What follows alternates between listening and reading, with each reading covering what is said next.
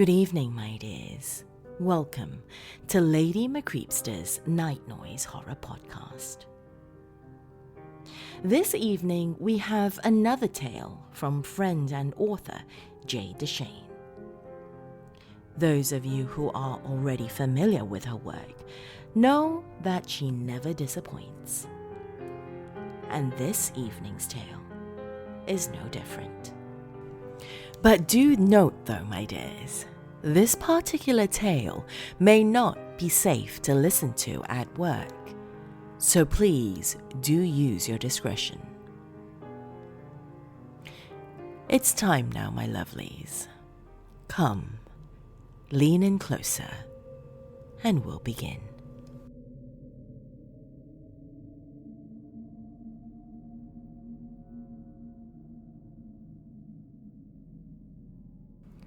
It should have been a day like any other. I had a 3 o'clock appointment with my psychiatrist, so I was in the car and pulling away from the curb at 2:30. The very next thing I remember is bringing the car to a smooth, easy stop. I don't remember the drive at all. I looked around, stunned at what I saw. I was in some kind of courtyard-style driveway. Before me was a huge, sprawling mansion, its edifice dotted with countless windows. Most of them were dark. When I turned to look behind me, I was met with a wall of tall fir trees. The path from the driveway ran in between two of the tallest ones. Beyond them was the disappearing glow of the setting sun. Sunset? I looked at the time. It was almost 7 o'clock. Somehow, I was missing over 4 hours and I had no idea where I was. I racked my brain trying to remember what had happened. I didn't even know if I made it to my appointment. Did I have an accident? Did I hit my head and enter a fugue state or something? I started the car back up. I didn't know where I was, but I was determined to find my way back home. It couldn't have been too difficult, right? I'd just plug it into the GPS on my phone. Another horrifying realization came to me as I patted my pockets, the seat behind me, the floor. My phone was gone. My purse was gone. What the fuck? A light flickered on in one of the house's lower windows. I snapped to attention. Great, I thought. Now I'll have to contend with an interrogation from this person, wondering why the hell a stranger just drove straight up to their door at dinner time. The front door opened and a woman stepped into view. She was tall and slender. Dark hair cascaded over one of her shoulders. Her makeup was perfect, not by any means intended to look natural, but still tasteful and elegant. A white sheath dress clung to her frame. For a moment, I was struck by the way the orange light of the setting sun reflected off her. Like the moon, I remember thinking. She curled her red lips into a warm smile. "Hello, my dear," she said. "My goodness, you're so pretty." Her comment struck me as odd, and so I steamrolled past it. "My name is Kenna Grant," I said. "I know this sounds weird, but I don't know where I am, and I don't have my purse or my phone." "Oh, that's no problem at all," the woman said. "You don't need them anymore." I felt my stomach drop. "Excuse me?" She moved out of the doorway and down the 3 steps where I stood. She was close enough now for me to see the deep emerald color of her eyes. "It's lovely to meet you, dear," she said, as if all of this were normal. "I'm Europa." She reached up to stroke my hair. "I wonder what he'll call you." I ducked away from her touch. Clearly she was crazy, I remember thinking. Without another word, I turned to get back into my car. A sharp sting in the back of my neck stopped me in my tracks. Slowly, I turned back towards the house. I could now see another figure. Standing in the doorway was a young man, dressed head to toe in white, like Europa. In his hands was a strange, cylindrical object. A blowgun? With shaking, ever-weakening hands, I reached behind me. The last thing I remember before losing consciousness is brushing the dart with my hands and feeling it move where it stuck into my neck.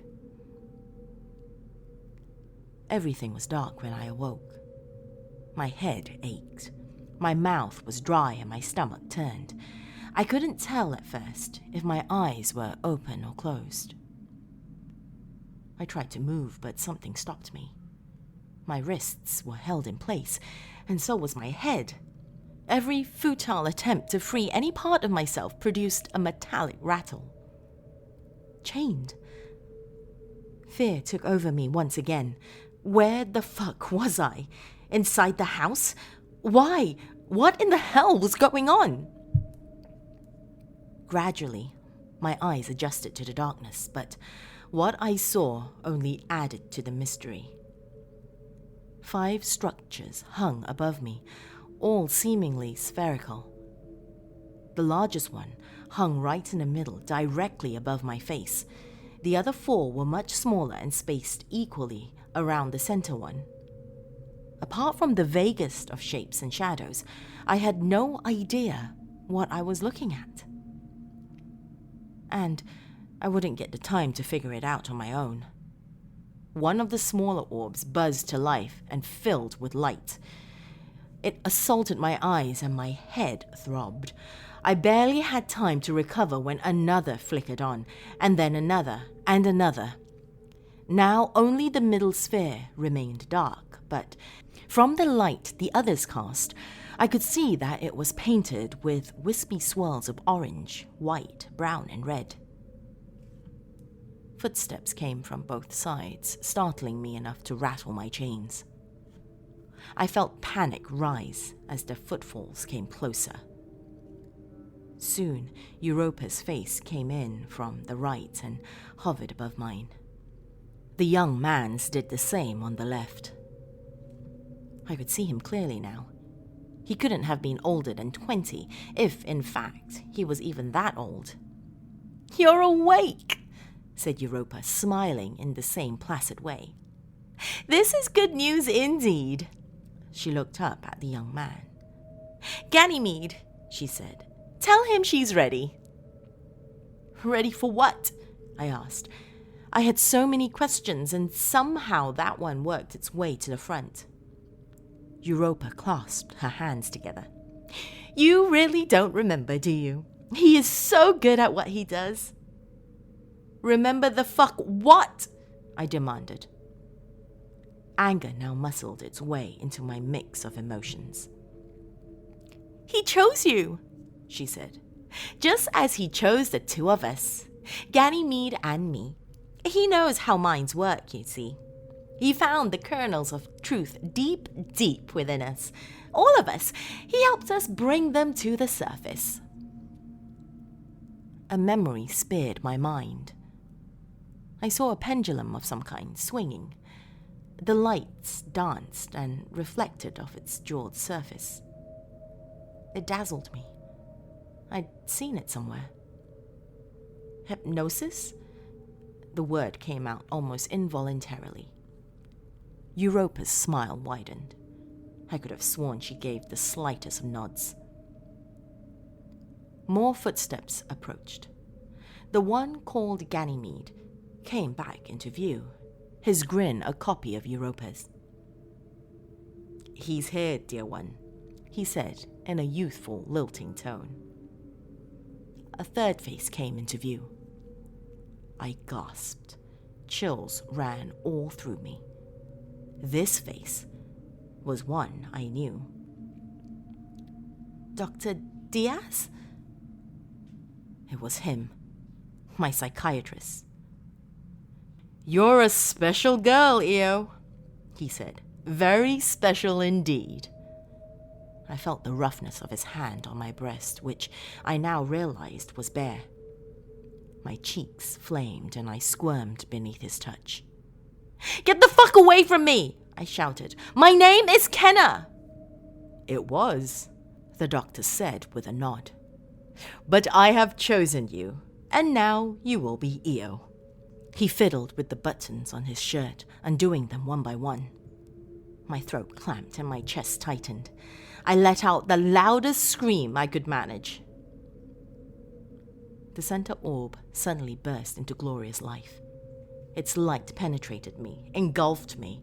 It tunneled through me all the way to my very bones. Everything I knew, everything I was burned away. And that's my story. I'm Io now. Kenna is dead and gone.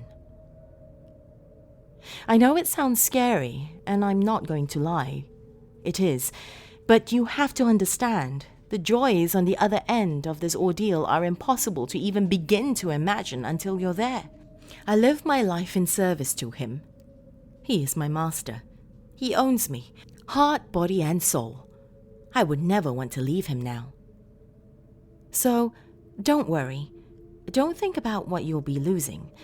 Instead, you'll be gaining a family and a love beyond compare. Are you ready, dear sweet Callisto?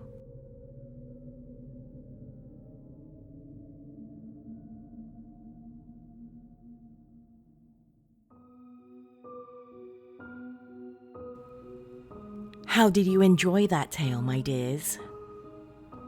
If you liked it, be sure to give this video a thumbs up if you're watching this on YouTube. There is also a playlist on YouTube for all the stories by Deschene that I have narrated in the past. If you're listening to this on the podcast, be sure to let me know your thoughts on social media. I am Lady Creepypasta on both Twitter and Facebook. And if you have just stumbled upon my realm, welcome, my dears. Be sure to subscribe, and if you're watching on YouTube, hit that bell icon as well before you leave my realm, so as to be notified of new uploads. That's all I have for you this evening, my dears. Till next time, sweet dreams.